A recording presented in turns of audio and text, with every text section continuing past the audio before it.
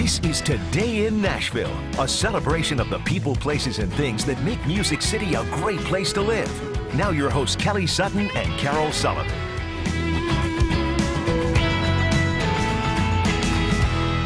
Yes, do not adjust your TV sets. We are not Carol and Kelly. This is Today in Nashville. I'm Joe Dubin. And I'm Lauren Lowrey. So glad to spend time with you. We are totally filling in for Carol and Kelly today. Yes. We'll try our best, right? And we've dubbed this the Big Joe and Little Low show, correct? We have talked about doing something like this in the past. Well, and our producers really have, and so it's happening. It is happening, today. yes. I'm so excited about that. And so I hope to see an increase in my paycheck, right? Or maybe not. I don't think it Probably works that not. way. All right, we'll start the show today. A couple of people received country music's highest honor this morning. This is great. Literally just within the last hour, the Country Music Hall of Fame announced the inductees for this year, and the names came out just minutes ago. Yeah, here they are. First up is Jerry Bradley is the inductee in the non-performer category, well-deserving. Ray Stevens is the Veterans Era inductee. And I gotta tell you what, I thought Ray Stevens was in a long time ago. This is way overdue and so well deserved. And then also rounding out the list, the legendary country duo, you see them there, Brooks and Dunn. Really big congratulations to everybody. It's so great. Yeah, I'm a huge fan of Brooks and Dunn. They are well deserving for that to be honored, of course, this fall at the CMA. So congratulations to them. There'll be a ceremony this fall to officially welcome the new members into the Country Music Hall of Fame. Really cool. I think you're doing a good job. Thank you so much. I was a little nervous heading into this today. I know, you did literally say, I'm nervous. It's all good now. But luckily we have words up there for us. We do. Okay, so obviously you're a sports guy. Yes. Have you filled out your brackets? I fill out numerous brackets. I do. Do you? I probably do. For money or not? For amusement only. Can we do that for amusement only? Yeah, we do that for music. I usually fill about 15 or 20 of them. And it's Do you funny because my really? friends get mad at me and say, you can't do that. And I always come back and say, I can do whatever I want to. Well, that's you like know? buying, It's America. That's like buying 15 or 20 lottery tickets. Yeah, why not? How does each of those work out for you? How does the lottery work out, and how does the Not bracket work out? I know, but I play Powerball and Mega Millions every week because you know why? Why? It only takes one. So if you never see me here again, you'll say, Joe won the lottery. Well, He's gone. and don't you feel like even like the $40 million prize, I would take that. Yes, I know people who play and like, well, I'm not going to play that because it's only 40 million. I'm thinking, only 40 million. Okay, whatever. It's a life-changing sum of money. Yes. But let's keep it with the brackets, though. Right. College basketball tournament time, absolutely. And we've got two teams here in the area heading to the big dance. Yeah, Tennessee earned a 2 seed. They'll play Colgate on Friday in Columbus, Ohio. The joke is when Colgate wins a tournament, they don't get a banner, they get a plaque. No, you be quiet. The Vols will need to get back on track faster after losing to Auburn in the SEC championship yesterday. The score is 84-64. That was a walloping. It was. Belmont Bruins are also going to the tournament. They're going to take on Temple tomorrow night in Dayton. Yeah, that was us yesterday over at Belmont when they got in. They were an at-large that got into the tournament, so it's huge for Belmont and for Rick Bird and everybody. And of course, they'll play tomorrow night. So let's talk brackets. Yeah.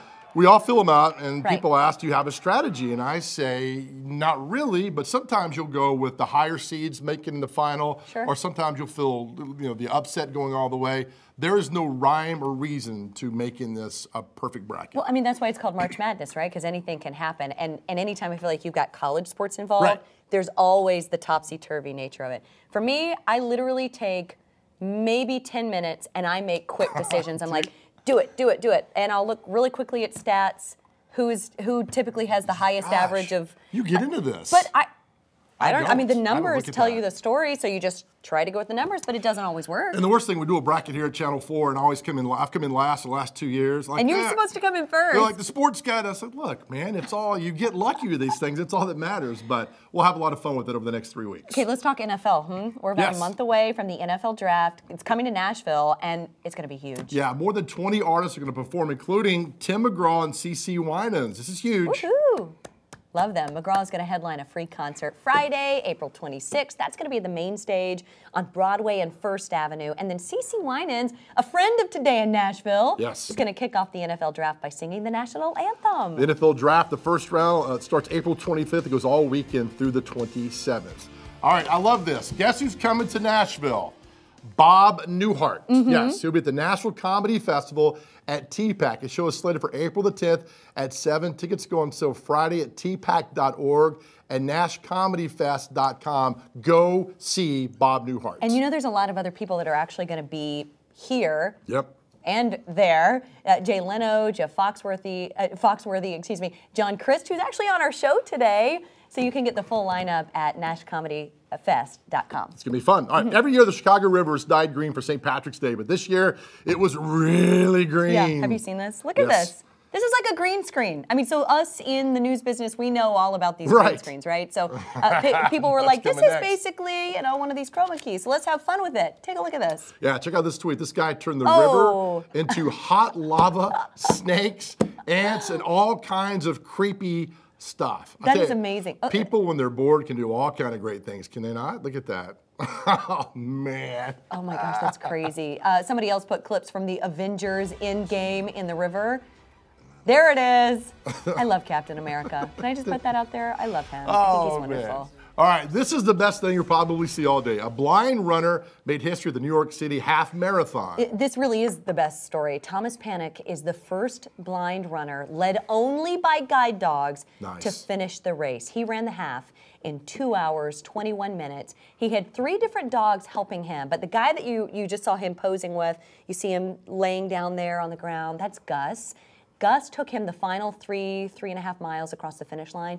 Gus is actually his longtime guide, and he retired right after finishing the race with the runner. Don't go. Isn't that awesome? Yeah, that is awesome. Panak hopes this will inspire others with disabilities to take part in more activities. Well done. I love everything about that story. Absolutely. I mean, really, because you think about it, you know, if you have any history at all with dogs or guide dogs specifically, they just want to work. Yeah, you know, that's right. And they're connected and committed to you.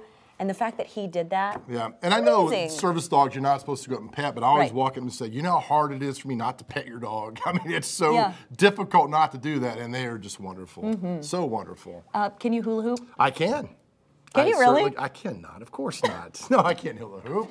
No, I'm good at dancing around things, but not that. Okay, so an East Tennessee woman is getting national attention for her workout routines. Yes, workout routine. Mara Kava Service does 50 minutes of hula hooping 6 days a week.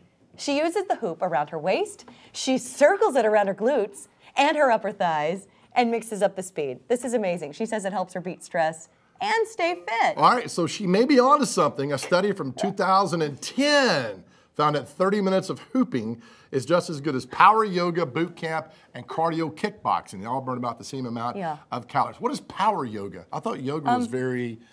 Well, there's different forms of yoga, right? So there's Are there? ones, yes, there are lots of forms. And there's some that are heated, there's some that are not heated. Okay. Yeah, power yoga is one that's supposed to be more cardiovascular. Maybe I need to look into that, yes. Because after the holidays, I put on a few pounds. I swallow a lot of pizzas along with a lot of aggression. All right. Nice. All right, Carol and Kelly have pondered this question, and now it's our turn. If you could choose any living person to have lunch with, who would it be and Who's first? why? Coming up, for me, it's going to be, I guess I'll be first here. I love Sylvester Stallone. Oh, do you really? I think Rambo is a great movie. Over the Top's an awful movie that I watch every time. Tango and Cash. Something about Sylvester Stallone, when he came out and did Creed and he got nominated for Academy Award and didn't win, I actually went on a tweeting frenzy at the Academy Award and said he should have won an Academy Award. So I'm a huge Sylvester Stallone fan. What would you ask him? About Rocky, because he wrote Rocky. I didn't realize he wrote that. Rocky is the greatest love story in the movies of all time. People are like, that's a boxing film. It's a love story. It's the greatest cinema love story of all time. Oh, I'm liking it. I love your conviction in this. Thank you. Thank you. And Yours? mine, I would actually be Tina Fey. Okay. Because I feel like she is hilarious. And she is, you think about it, like she's a career woman, she's got a family, she's achieved so much in so many different avenues, right? I mean, she acts, that's what we see, but the things that she's, I think, gotten the most acclaim for is the stuff that's been behind the scenes, all of her writing for SNL, and then also screenplays, and then things that she's put on the stage. The movie Sisters with her and Amy Poehler is one of the funniest movies ever. See, that's my thing. Like, I would want to be, I don't want to say entertained, but it would be fun, right? It'd be fun to have a lunch. Can we get these two on the show soon? Yeah, right. Talking to our producer? Yeah. They say tomorrow. That'd be great. Yes.